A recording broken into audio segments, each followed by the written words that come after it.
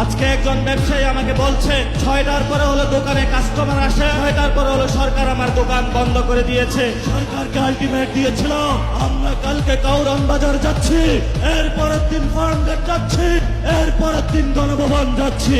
সরকার কর্ণপাত করে নাই। আজকে আমরা পল্টন মোড়ে দাঁড়িয়েছি।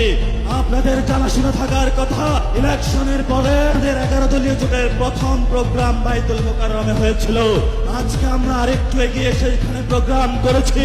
ইনশাআল্লাহ আমাদের এই মিছিল যদি সরকার সঠিক পদে না আসে, জনগণের গণভোটের রায় বাস্তবায়ন না করে, সংস্কার প্রক্রিয়া বাস্তবায়ন না করে, জনগণের অধিকার নিশ্চিত না করে, দ্রব্যমূল্যের দাম না কমায়, জ্বালানি সংকটের নিরসন না করে এবং বিচারালয় থেকে শুরু করে সকল যে জায়গায় সরকার গুন্ডা সন্ত্রাসী হাওয়া ভবনের লোক বসিয়েছে, গণতান্ত্রিক প্রক্রিয়ায় সরকারের সেই প্রতিষ্ঠানগুলোকে জনগণের কাছে যদি ন্যস্ত না করা হয়, আমাদের এই মিছিল পরবর্তীতে কাকরাইল যাবে।